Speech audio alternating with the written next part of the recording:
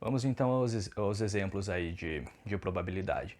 Esse primeiro eu vou resolver usando aquela notação de conjunto, tá? E esse segundo por aquela outra ideia simplificada de o que eu quero em relação ao total. Então, primeiro exemplo.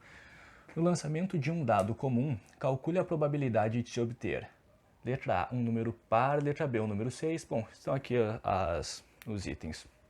Primeiro, um dado comum, a gente está falando de um dado com 6 faces e não viciado. Então, a probabilidade de sair cada uma das 6 faces é sempre a mesma.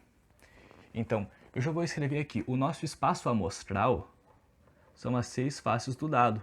1, 2, 3, 4, 5, 6. E, portanto, a cardinalidade do espaço amostral, aquele n de S, é 6, porque esse conjunto tem 6 elementos. Então tá, letra A, um número par. Então esse nosso evento aqui, um número par, é claro, no lançamento do dado, pode ser o 2, o 4 ou o 6.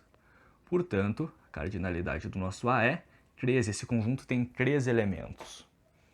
Então a probabilidade de ocorrer esse nosso evento A é a cardinalidade do A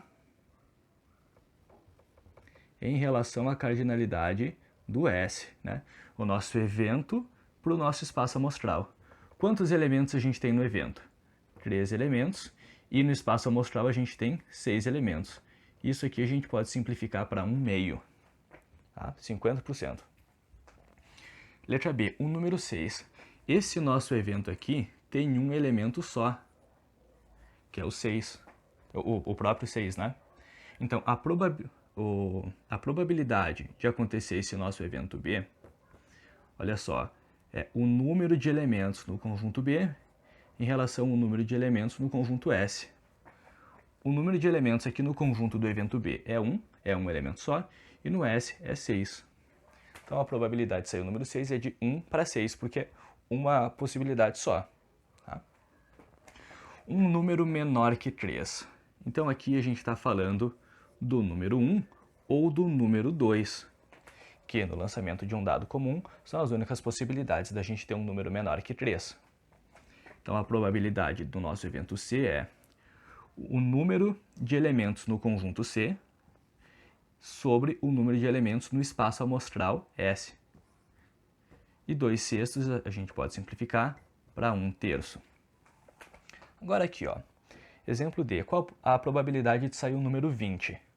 O que acontece? Esse evento aqui, esse conjunto, é um conjunto vazio, porque no nosso dado comum não existe a face 20. Tá? Então, quantos elementos a gente tem no conjunto D? Nenhum. Então, quando a gente vai calcular essa probabilidade, pela ideia inicial, é o número de elementos no conjunto D em relação ao número de elementos no conjunto S, novamente, o número de eventos e aqui o espaço amostral, né? Seria 0 dividido por 6, que é 0. É claro, aqui eu só estou querendo mostrar como aquela definição de conjunto se aplica nesse exemplo. É claro, eu sei que quando você olha isso daqui, você sabe dizer que essa probabilidade é 0, certo? É o que a gente chama de evento impossível, quando a probabilidade dele é 0. E letra E, um divisor natural de 120. Bom, vamos olhar o nosso espaço amostral. O 1 é divisor do 120. 2 também, 3 também, 4 também, 5 também e 6 também. O que acontece aqui? O nosso evento E, ele coincide com o nosso espaço amostral S, porque, bom, um evento é sempre um subconjunto do espaço amostral, mas um subconjunto pode ser igual ao próprio conjunto. Todo conjunto é subconjunto desse mesmo. Então, o que acontece? Como E coincide com S, então a probabilidade do nosso evento E, olha só, quantos elementos a gente tem no conjunto E? 6. Quantos elementos tem no conjunto S? 6. Isso é igual a 1, que equivale a 100%. É uma coisa que a gente chama de evento certo. A probabilidade dele acontecer é 100%. Tá? Segundo exemplo. No lançamento de 2 dados, e aqui a gente pode encontrar isso tanto como lançamento de 2 dados, como 2 lançamentos do mesmo dado. Tá? Isso vai ser equivalente no exercício. E aqui a gente diferencia um dado do outro. tá? No lançamento de dois dados comuns, calcule a probabilidade da soma obtida ser letra A pelo menos 10 e letra B um quadrado perfeito. Eu vou te adiantar já um trabalho, eu escrevi aqui uma tabela, tá? Então, aqui na linha eu coloquei como se fosse o primeiro lançamento, pode ser 1, 2, 3, ou 4, ou 5, ou 6, e nas colunas eu coloquei o segundo lançamento, né? Que pode ser 1, 2, 3, ou 4, ou 5, ou 6. Então, se sair 1 no primeiro lançamento e 1 no segundo, a soma obtida é 2. Se no primeiro lançamento sai 1 e no segundo sai 2, a soma obtida é 3. Eu quero te dizer que isso é diferente de sair 2 no primeiro lançamento e 1 no outro. Isso vai dar a mesma soma, mas são situações diferentes, tá? Então aqui a gente vai completar a tabela.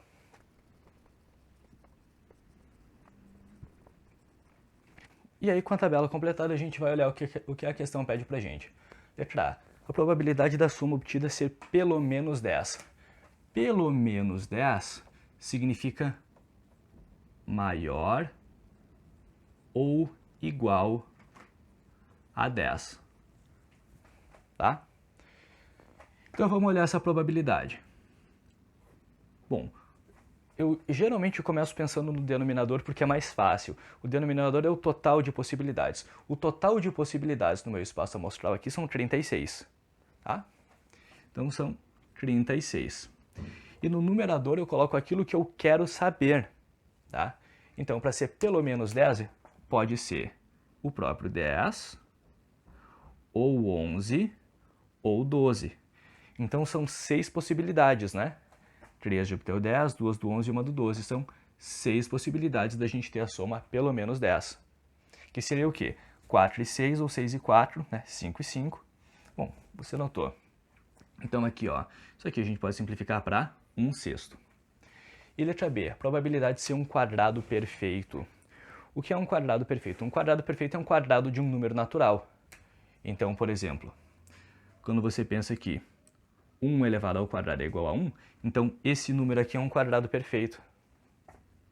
Como você sabe que 2 elevado ao quadrado é 4, então o 4 é um quadrado perfeito. Como 3 ao quadrado é 9, você sabe que 9 é um quadrado perfeito. O próximo quadrado perfeito é qual? 16, certo? Afinal de contas, 4 ao quadrado é 16. Olha, o nosso espaço amostral, o menor valor dele é o 2, então você já sabe que esse aqui está fora do espaço amostral. E o maior valor aqui é o 12, então esse aqui também está fora do espaço amostral. O que a gente pode encontrar de quadrados perfeitos aí? A gente pode encontrar o 4, ocorre 3 vezes, e o 9, que ocorre 4 vezes. Então, a probabilidade da gente ter um quadrado perfeito, vamos lá. Em cima, aquilo que eu quero saber, são 7, acontece 7 vezes, né? 3 aqui, 4 aqui, e embaixo o total, que é 36. Tá? Eu estou disponibilizando para vocês uma lista de exercícios. Tem alguns exercícios de vestibulares e tem alguns descritos lá do livro de vocês, tá? Lá bem certinho a página e o número, tá? Tem duas versões, tem uma versão voltada à visualização no computador e tem uma versão voltada à visualização no celular, com as letras maiores e que você não tem que ficar dando zoom ali e voltando, tá? É importante que vocês tentem fazer essas questões antes da próxima aula, porque o próximo vídeo, vai ser a solução dessas questões, tá? Um abraço e até lá!